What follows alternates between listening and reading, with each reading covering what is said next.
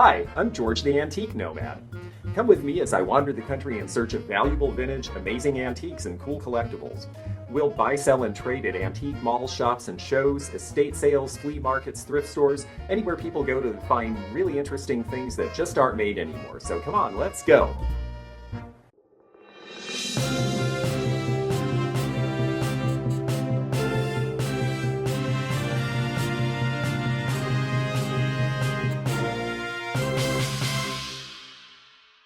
What we do with this is it's really an appraisal intake evaluation. It's our first look at something, and we're trying to give an idea of our best educated guesses to items, age, origin, value, and the things that would make it of interest to a collector.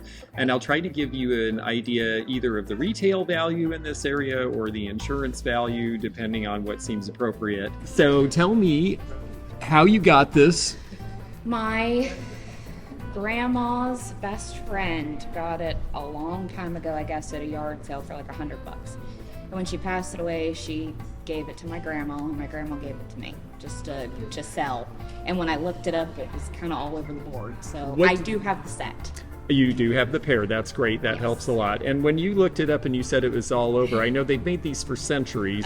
Tell me a little about the values you were finding. Well, I used the Google Lens thing, and I saw anywhere from 500, a couple that sold for 6,000 that were identical, and then I saw a crazy one for 26,000. So. Right.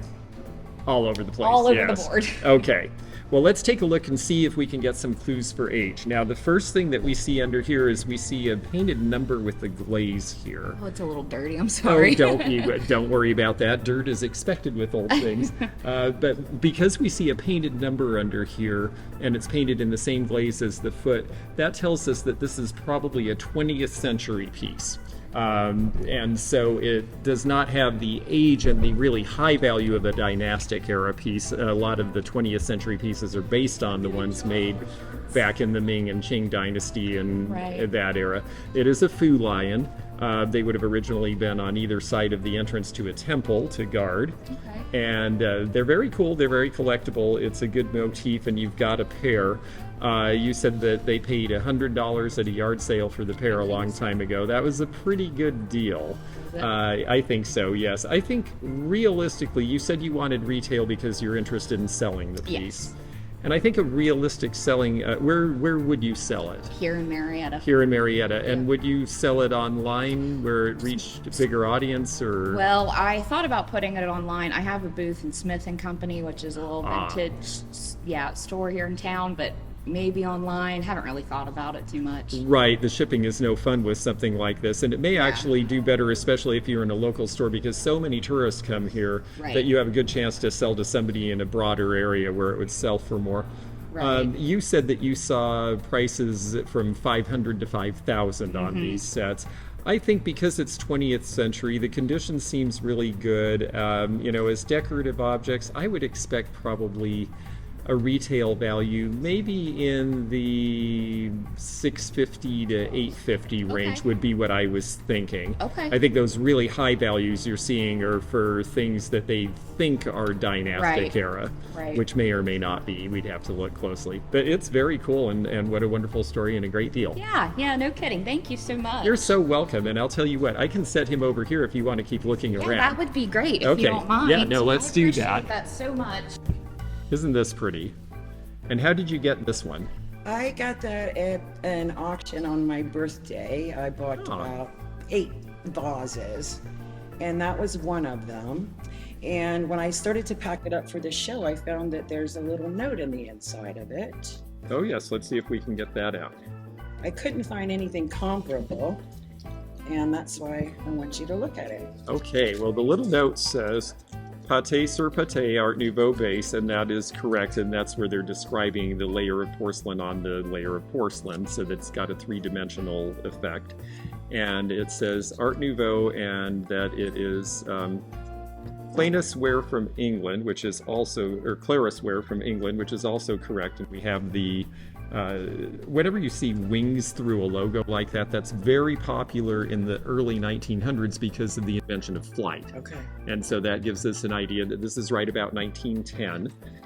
it is, I see that they had a tag on here at one point. Somebody had this, okay. So there's a few things going on here, and tags are funny this way because they have, this was a dealer's tag.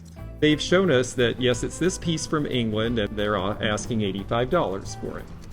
And here's the piece that says that. Then they're telling us that, oh, but I saw it in Cavell's price guide and it was $1,800. Well, this is a Meissen piece. It's not the same. It is not the same at all. It's a beautiful piece, but it is not a Meissen piece. Meissen is so finely refined. So they're just trying to tell you that to get you interested. And then they show a Minton piece that's $1,200. Also very, very high and refined. This company was a company that made very nice ware in the style of those more expensive companies that was sold for less money.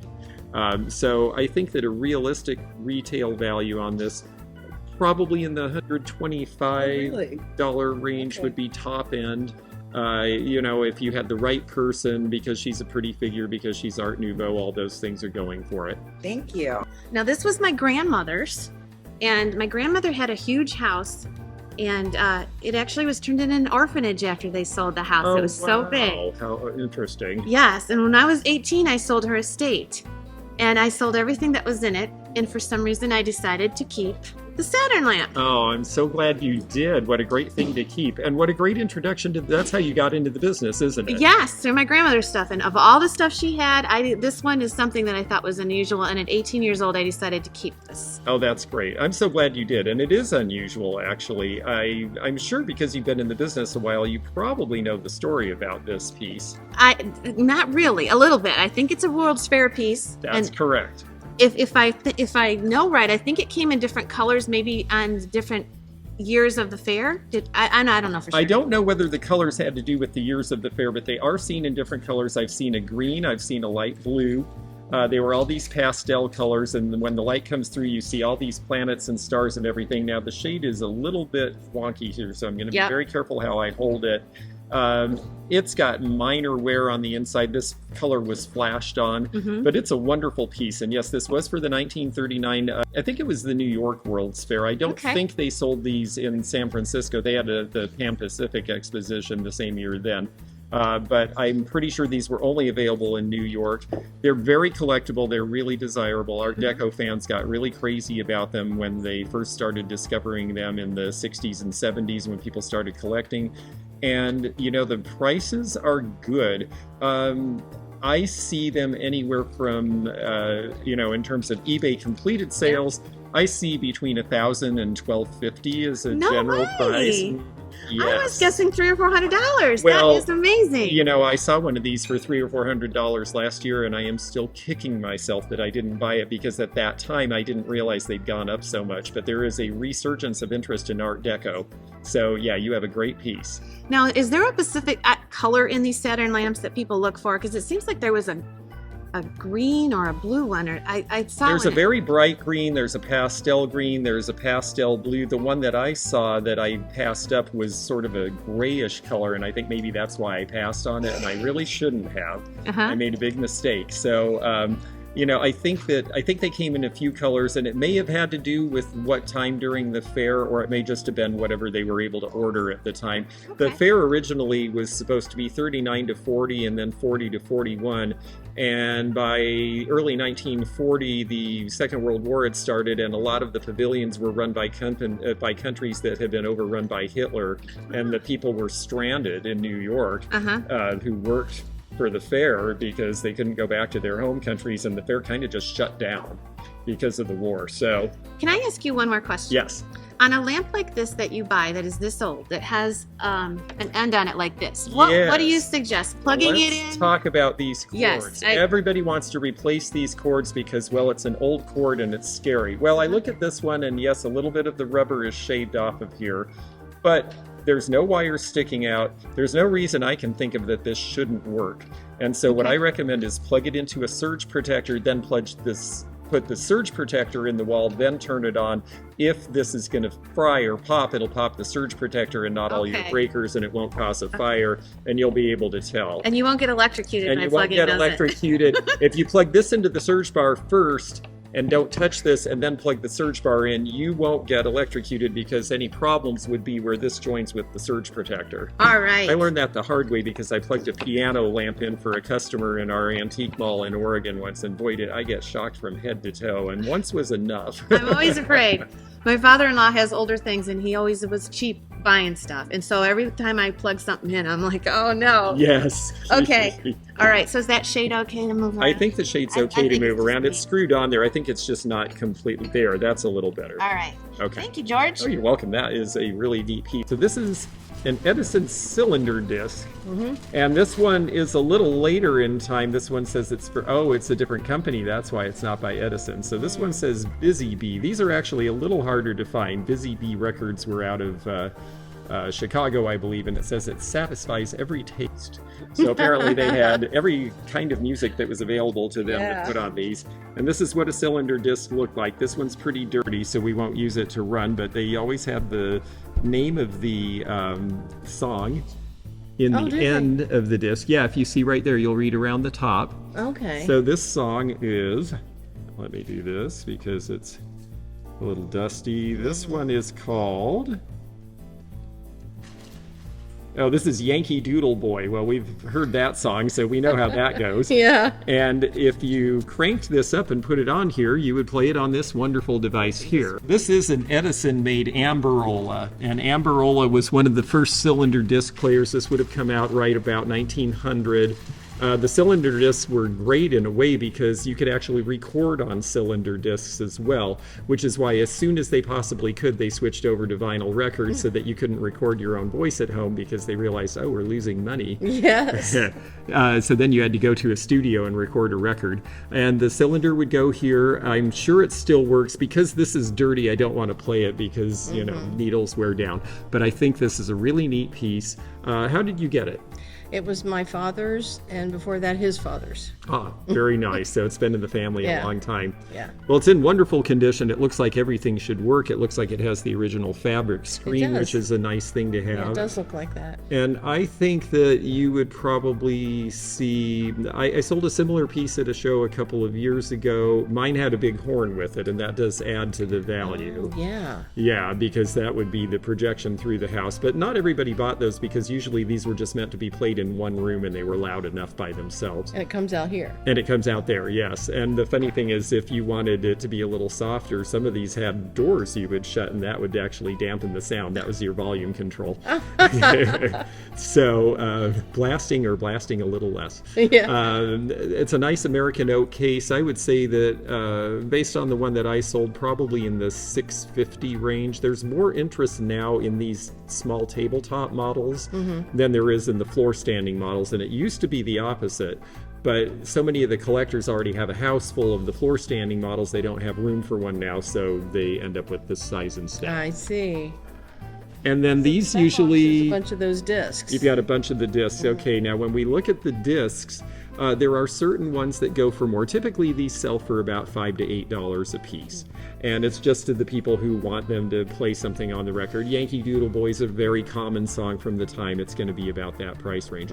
Now, you might see, occasionally if it's, there were a lot, this is Jim Crow days, there were a lot that were Black Americana related, and they had titles that were sometimes we would consider very offensive now. Those tend to be worth more, maybe $12 to $15 each. And then there's going to be a few obscure ones. Also, look for ones that people did record their voice on. Those are pretty valuable because it was something you could just do at home with this machine. And most of those got thrown away or broken years ago. So those can be a premium as well. Yeah. Do you want me to grab those so you can look at them? We can look really quickly, sure. Okay.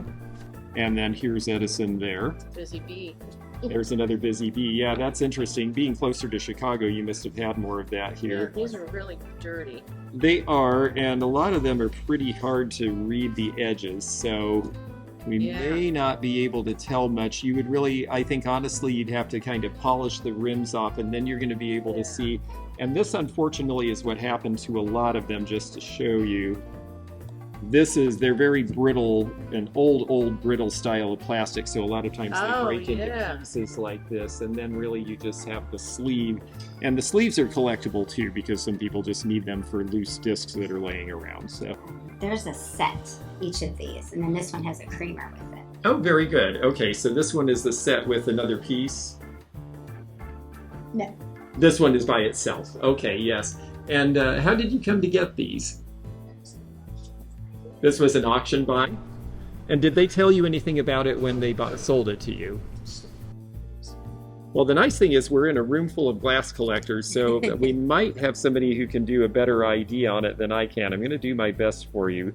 I don't see any sort of signature of any sort, and it's a very well done piece. It's hand blown and it's feather pulled, and it's got the feel of the glass on the inside is a little bit greasy. The way they anneal glass nowadays causes that. So I think this is would you think a studio piece? It's so nice to have other people here who know stuff, so we can do a little sleuthing. Would you say this is a studio piece? It doesn't match a production line that I know of.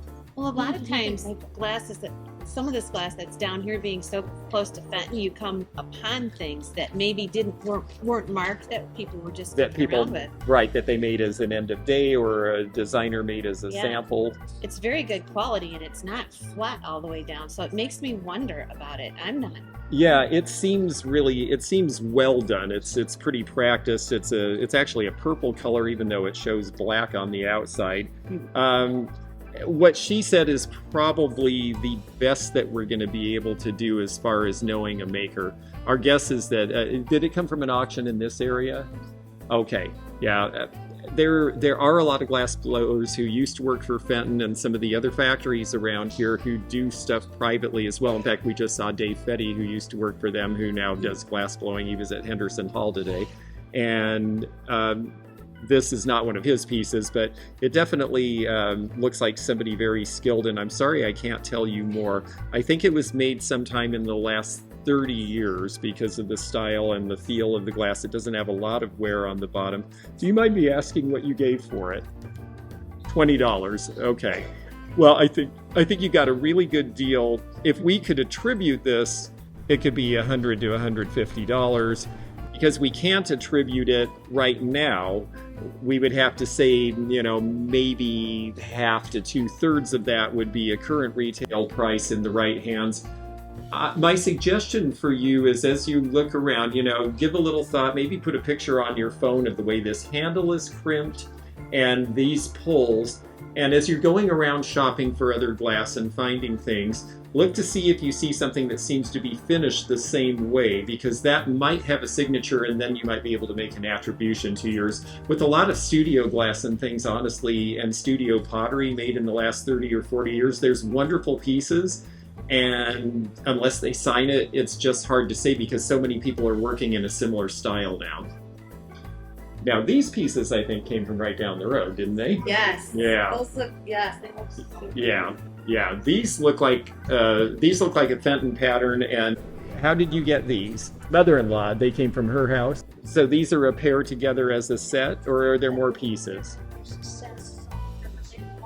There's a creamer, salt and pepper. There's a bunch of. So it's a whole table set. Okay, yeah. These appear to be from the Fenton factory. It's really fun having the different colors. These look to be around 1970 approximately, possibly even a little bit earlier. It'd be interesting to see the other pieces. There's no signature, but that's not uncommon for that era. Just the salt and pepper shaker, I would say somewhere in the $35 range. And the other pieces, you said there's a cream and sugar. Is there a tray that they all set on? Okay, so I would say probably maybe the whole group together in the $120 range. One thing about appraising glass in this area that's a little bit different is that there are so many serious glass lovers around here. So the prices tend to be higher here than they would be in other places for certain things. And hi to our folks out there who are watching on Rosie's Live. This is something we haven't done before. I haven't gotten to do one of these where I had a live audience at the same time. So hopefully you'll enjoy seeing what people bring. This piece probably doesn't mean anything, but it means something to me. You know, sentimental value is a real value. It may not be something that has a monetary value, but it's real. And actually, these are cute, and I do see these. Tell me about how you got this. My father was a sergeant in the Marines, and he was stationed in Japan, and he got that in the 50s, probably about 1957. And he got that and brought it home to his mother, my grandmother. Aw. And when she passed away, my aunt took it out of the china cabinet and gave it to me. Oh, that's so sweet. Yes. So I've had it ever since, and that's all I know about it. So I thought, I'm going to bring it to you. Oh, well, that's great. Well, that is exactly correct. These are Japanese. They were done as tourist items, and most of them ended up in the United States. And they generally came over with GIs. I've seen a lot of these because I'm originally from Seattle, and a lot of people there were stationed in the Pacific, and they were very popular at the time. They showed the various, I believe it's the Immortals, they've got the dragon, so it's really, they're putting a lot of different Asian imagery. You've got a rickshaw, and so because there's all these different motifs in one thing, and the clamshell's really fun too, but that definitely, you know, it was made for tourists because they're throwing a Right. whole lot of Right. designs that, like, okay, here's the most Asian thing we can think of that Americans will recognize, because they knew we were the market at that point. It's great to know that this is 1957. I've always assumed these were 50s and 60s, but now we have a date because you know exactly when it came. Yes. And, you know, they're not of tremendous high value. There's some sort of a hard plastic, like a celluloid, that was used to do them to look like shell. But I still, when I see these sell, I usually see them around $30 in stores. Okay. Wow, that's a beauty. Thank you. Well, the great thing is that we have somebody who knows more than I know about Fenton sitting right next to me. It's a beautiful Fenton set. And how did you get it? Flea market. But so it came with 3 more of these that were shorter, and they told me then, but they didn't match exactly. So then they told me that, oh, you can switch them out if you want shorter ones or tall ones. And I don't think it came. But like they that didn't originally. match this pattern? Not exactly. Yeah, then it was something from another one, and they probably broke one and said, So well, they gave we me have 7 it as the pieces. other one. Well, that's actually wonderful, Yeah. because we do sometimes find the bowls without, bowls. and so be on the lookout if you can find the pattern. Just because you're going to know without having to look, and I would have to ask, what is this pattern? I think it's called diamond lace. and Diamond it is lace. Beautiful in the blue opal color. Yes, And this is a full-size epergne, yes. and it's kind of rare to see all the horns in good shape. And you said they're all in good Just shape. a little flea bite out of one on the stopper side, you know, in the. Down in the base, yeah. A lot of times that is just minimal. It can't be seen if it goes down in there and it fits good. People aren't concerned with that. I'm not going to appraise it. I'm no appraiser, but I do sell a lot of Fenton. And I would say a full-size epergne like this, because Fenton is becoming really popular, that on a good day, you might get $450. On an average day, you should be able to get somewhere between $300 and $350. And I absolutely concur with what she just said as far as the price range. All of that is incredible. exactly right. And yes, Fenton is People were definitely happy to get popular me again. $40 for it. Oh Yes, my gosh. $40. Wow. This comes in several colors too, so if you want to start a collection, be on the lookout. I do now. Okay. Oh, he's a collector, all right. Yeah, Randy and Yeah. I have known each other a little while, and he is absolutely a glass aficionado like Gosh, that's the great. rest of us. Here's the story of a couple of different eras. So the trunk vase here, how did you get this one? I bought 3 at an auction lot. Oh, 3 of these vases at an auction lot. I see. Interesting. And they sold them as a lot together, these 2 and a third one? Yeah, so there's 4, and I won the bid, and I only took 3 of them. Oh, you took 3 of the 4. I see. Okay. And what was your bid? $47. Okay. Very good. Well, there is definitely, I see price escalation on these. These are from about 1910. I've always referred to them as trunk vases. This elongated ovals, I believe, is a Fenton pattern. Okay. There were a lot of different companies that made different patterns of these at the time, but I'm pretty sure the elongated oval belonged to Fenton. And if I'm wrong about that, somebody correct me, because we've got a bunch of Fenton aficionados, right? The other one has an end in the bottom, so I know it's Northwood. That one's Northwood, right, exactly. This one I'm not sure. This one's interesting because it puts me in mind of the old Virginia that Fenton did about 1970, but I actually don't think this is a Fenton piece. It feels, the proportions seem heavy. I'm thinking it might actually be, it's not marked Imperial. It's not logoed. Which was my original, and I don't see a logo on it.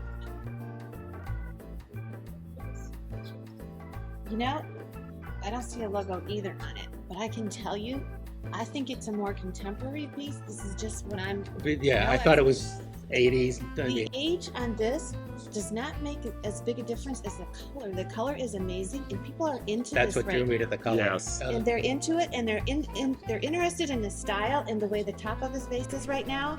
And the younger people are interested in the style, and I don't know the age. I'm saying is I couldn't even guess. I think it's a more contemporary piece. I myself felt Yep. it was more contemporary than old. But if I were to sell that at an auction, because I am an auctioneer, if I were to sell that, I would expect that you would get anywhere from 75 tops, maybe a little more on a good day. 60 would be the bottom. Okay, good. I agree with all of that, and I do agree also that it's a more contemporary piece, but it still could be made. It could be 1970s, it could be 1990s. It's hard to tell when you get into this era, and especially because it doesn't have a mark. And the pattern sure reminds me of an old Imperial pattern, but it doesn't have the IG mark, and the molds were swished around between so many companies. Wasn't sure if it was a Fuller or, you know. No, I don't think it's brand new by Yeah, any means. I mean, I think it's got I think it's vintage. It's just not 100 years old like this one is. And what was Value-wise, I think about the same, Okay. honestly. These were selling for about the price you paid until recently, and what's happened is because, like she said, younger people are getting interested in this, they are looking at this and saying, oh, that's kind of along that line too. Oh, those are interesting, and we can find those. There's some really big, huge marigold ones in the corner space over there that I noticed, like this tall, and I thought their prices were really good on them. And so I definitely am noticing these things, but it does seem like a new generation is picking up on this because of the interest in the swung vases. Yeah. Okay, well, here's something that's very popular right now, and there are two different ones, so I'll let him bring both up and we'll talk about both.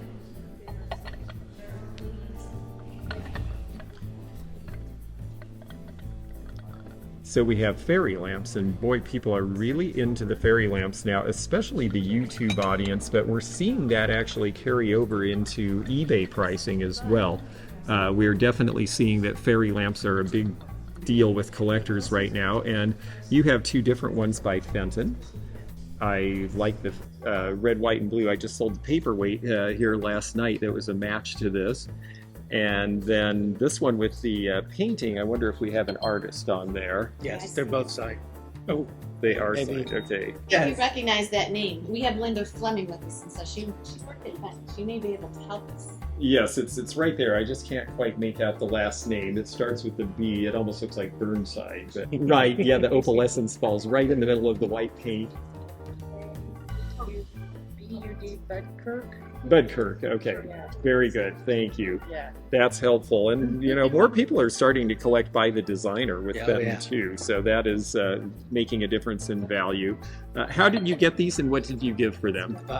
a lot of 4 of them at an auction, and they came out to 75 apiece. 75 a piece. Well, in this market, that is actually not a bad price. My feeling is that you could double your money on That's what I was on hoping. them Yes. in the right hands right now.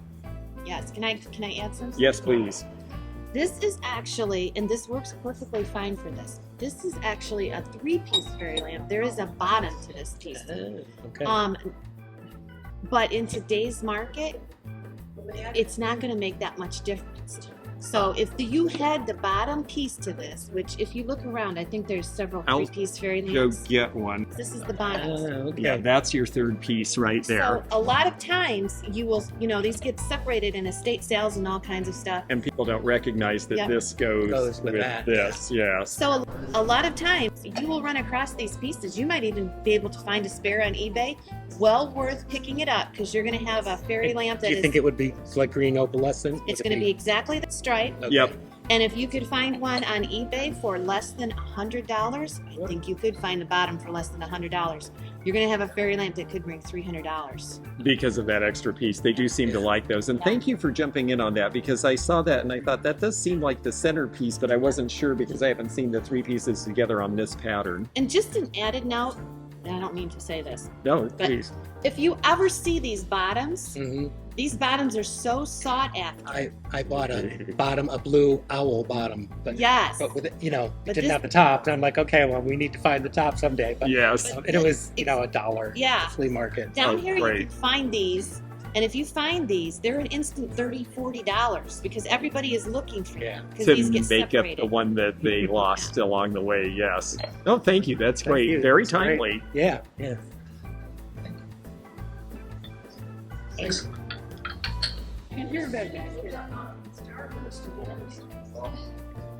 Okay, so tell me about her. Well, all I know is she's Art Deco. I bought it off Heidi months ago, and it's a perfume bottle on the top. And my question was if it was original, because I belong to a miniature and regular size perfume bottle collector group, because I was at an estate sale and bought hundreds and hundreds of perfume bottles. Oh, Never how will I neat. do that again. Oh, My but car fine. smelled horrible for months. So anyway, I was wondering if it was original. Well, we had an estate sale that was full of perfume, and we had to put signs up everywhere saying, please take it outside to test because it would have killed us. Yes. It's wonderful stuff, but to have a whole lot of it in one place, yeah, you got to have a strong nose. I do not think this piece is original to this base, to be honest with you. And the reason is that, first of all, when I look at the base, even though it sat in that bale, it doesn't really have any noticeable wear on it at all. Okay. And somebody who would have picked this up and put it down using it to empty it over the course of time, you'd see a little bit of normal wear you would expect. So I think what they did is they found something that was a very good match and fits it well, but not exactly. And the fact that there's an indentation on the bottom, I think this probably had a different top. And I'm not sure what that top would have looked like. I'm not sure exactly what the original, it's like she's having a bath in champagne or something. Right. I am Right. not sure exactly what that top would have been or what the purpose was. I think it would have been something that would have been fitted to this insert though, Okay. because this is a flat bottom and it just seems like this is shaped very deliberately for another purpose. I wish I could tell you more about what that purpose is. However, it does have information on the bottom, and it says that it is copyright Sculpturette Products Company. So I'm going to take that information and see if we might be able to pull up what it is. I think I found one that maybe it was an ashtray, That's what I'm leaning towards too. and it kind of reminded me, the reason I bought it is I had a postcard that was actual photograph taken outside a fraternity house Mm-hmm. in the 30s maybe, and they made a snow sculpture or an ice sculpture of a lady in a champagne bottle. Oh, how fun. Yes, and it was like 20 feet high, and Yes. they just thought it was great. This is So- a very, very popular 1920s style too. I'm thinking the only other things I can see by this company, I'm not finding this exact one, but they do indeed have ashtrays. Okay. And it seems like one of them is holding up a tray and the other one has something resting on a piece like this. So Okay. that's going to be my guess. I think using it as a little scent bottle holder is great, and it looks absolutely perfect with it. So Yes. but this company was not in business very long at all, and so it's really hard. There's not like, New Art and Frank Art, there's good Right. information and lots of catalogs. This company came and went really quickly. They probably a lot of these kinds of things would have been started to be made about 1928, 29, and right in time from the Depression, and then bam, they're right out of business. So a lot of this stuff's really scarce. If you had the complete thing, the value I saw on the one that sold, which I sure wish they'd show us a picture so we could find the piece you're looking for, but they didn't. But they sold it for $375 with the original tray in it. Oh, So okay. now it had all its perfect paint and Right, it had right, the whole right. thing.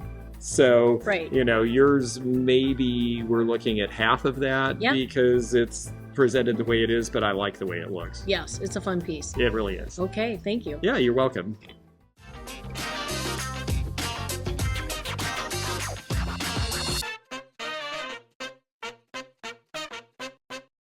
Thanks for joining me again in the fun and fascinating antique community here where online meets the real world. Please click the subscribe button below, click the bell to be notified when new videos upload, leave a comment below, and hit thumbs up to like this video. Links to our online social media and our items for sale are in the description. This is George at the Antique Nomad. Bye for now.